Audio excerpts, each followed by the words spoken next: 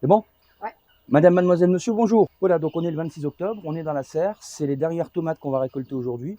Et je voulais vous expliquer un petit peu pourquoi j'ai encore ces tomates-là, dans cet état-là, dans cette serre, et pourquoi je ne les ai pas récoltées avant. Il y en a plein par terre. Et ça, moi, ça m'intéresse. Ça n'intéresse pas que moi. Je vois que ça intéresse aussi Madame Limas. Pourquoi? Parce que là, c'est la nature qui parle. Moi, j'entends souvent dire, il faut ramasser les premières tomates, c'est là que les graines seront les meilleures, c'est là que, etc., etc. Moi, c'est pas comme ça que je fais. Moi, je ramasse les dernières tomates, les tomates qui ont vécu, qui ont connu le mildiou. Par exemple, ici, on a vraiment un cas d'école, hein, ce qui veut dire que c'est des plants qui ont attrapé le mildiou il y a plus d'un mois de ça. Ils se sont pas trop mal défendus, hein, sans traitement, ils se sont bien défendus.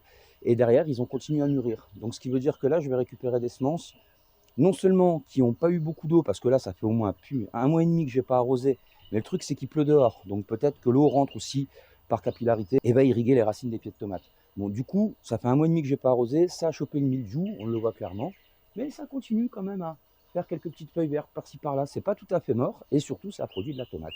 Donc c'est ces tomates qu'on va récolter pour faire de la semence. Et là, normalement, il y a 3 variétés différentes. On a ici la Jérusalem. Donc Jérusalem, bon, elles sont toutes tombées. Désolé, madame la limace. C'est des tomates qui ressemblent à ça. C'est vraiment de la bonne tomate. Donc là, je vais récupérer les semences. Après, je sais qu'il n'y a pas trop de semences dans une tomate comme ça. Ensuite, on a ici la Marisol Purple. Voilà, super jolie tomate. Je mets ma main à côté. Elle est vraiment pas mal du tout. Donc là, on en a quelques-unes qui sont tombées par terre. Mais bon, on va récolter surtout celles qu'il y a sur le pied là. Et derrière, on a la Black Russian. Alors la Black Russian, tous les ans, je l'installe dans mon potager. C'est vraiment une tomate très productive. Cette année, elle a été pas mal attaquée par le mildiou, mais on voit, le mildiou, il a attaqué que les feuilles, il n'a pas attaqué le tronc. Aussi pas mal d'attaques de punaises. On voit ici, là, ça c'est une attaque de punaises. Donc là, on a la Black Russian. Et ici, on a la cœur de bœuf blanc. Alors la cœur de bœuf blanc, cette année, elle n'a pas donné de grosses tomates. Donc je ne pense pas que je vais récupérer de semences là-dessus. Derrière, on a la tonelée. Ça, c'est la tonelée. Donc ça, c'est pareil. C'est pas mal. C'est une petite tomate sympathique. Donc je vais récupérer des semences aussi dessus. Ici, on a une tomate c'est une tomate portugaise. C'est la Caracao de Boy. Alors, j'ai pas la prononciation. Bon, là, celle-là, par contre, je vais pas les récolter tout de suite. Je vais les laisser mûrir encore un petit peu avant de les récolter. Et là, on a de la Green Zebra. Bon, la Green Zebra, cette année, je l'oublie. Elle a vraiment pas donné. Et voilà. Donc, du coup, on est le 26 octobre et on va ramasser une multitude de tomates, soit pour la consommation, parce qu'il y en a qui sont très très bonnes pour la consommation, ou soit pour récupérer des semences. Mais on va pas récolter que ça aujourd'hui, on va pas récolter que des tomates, on va également aller récolter du cyclanthère. Allez, c'est parti, on y va, on va récolter le cyclanthère. Et après on ira récolter des patates. Ah, on parlait des tomates qui ont chopé le mildiou tout à l'heure, on voit bien que les tomates qui sont à l'extérieur, elles, ça a été sans pitié. Il y a tout qui s'est fait détruire par le mildiou, sans exception cette année. Ça a été vraiment... certaines ont résisté un peu plus que d'autres, mais à un moment, la résistance, ça marche plus, quoi. Voilà, alors ici, on avait déjà récolté ici hier ou pas? Non? Bah, du coup, on va récolter du cyclanthère encore un petit peu. Hier, c'est Floriane qui a récolté, aujourd'hui, c'est moi. Donc voilà, par exemple, un joli cyclanthère qu'on va faire cuire farci avec de la viande hachée, des tomates, du fromage au four. On coupe en deux. On vous fera peut-être une petite vidéo sur le sujet de ces quatre, comment on cuisine le cyclanthère.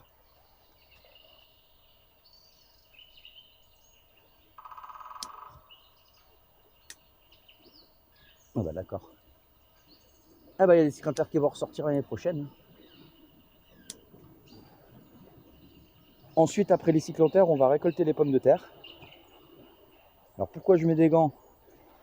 Parce que j'aime pas mettre les mains dans la terre. C'est sale la terre, burk. Non, je mets des gants parce que on mulch beaucoup avec des feuilles. Et là, ça a été mulché en l'occurrence avec des feuilles que j'ai ramassées dans la forêt, sur les chemins dans la forêt. Et on a énormément de châtaigniers.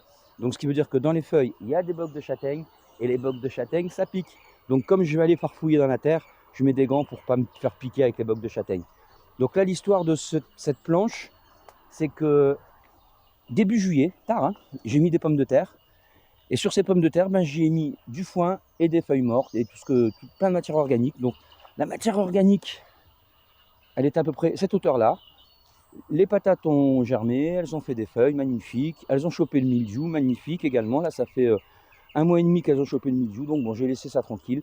Et maintenant, on va les gratter un petit peu pour voir ce que ça a donné. Donc là, je me suis contenté juste de poser les patates sur le sol.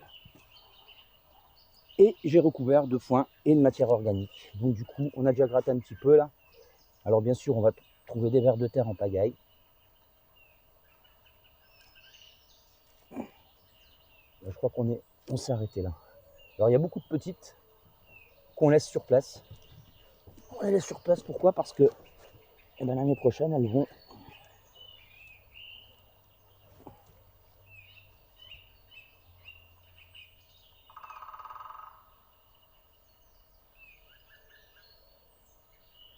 L'année prochaine, elles vont donner des nouveaux pieds de pommes de terre.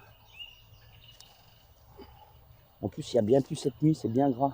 Mais bon, là maintenant, il faut que je vienne les ramasser parce que les râteaux-pieds, j'ai remarqué qu'ils étaient sortis en ce moment. Et j'ai pas envie de me faire manger toutes mes pommes de terre par les râteaux-pieds. Je préfère que ce soit moi qui les mange. Voilà. C'est pas super gros. C'est pas super gros, pourquoi? Parce que ça a chopé le mildiou. Donc ça n'a pas eu le temps de grossir en fait. C'est ça le truc. Mais bon, si ça n'avait pas chopé le mildiou, je pense que on aurait fait une récolte très intéressante. Donc ça veut dire que l'année prochaine, je remets le couvert. Ils ont trouvé le chemin du bonheur et du paradis. Voilà, ça y est, j'ai tout gratté là. Donc il y a une surface environ de 2 mètres carrés et demi. Ouais, 2 mètres carrés et demi, 3 mètres carrés.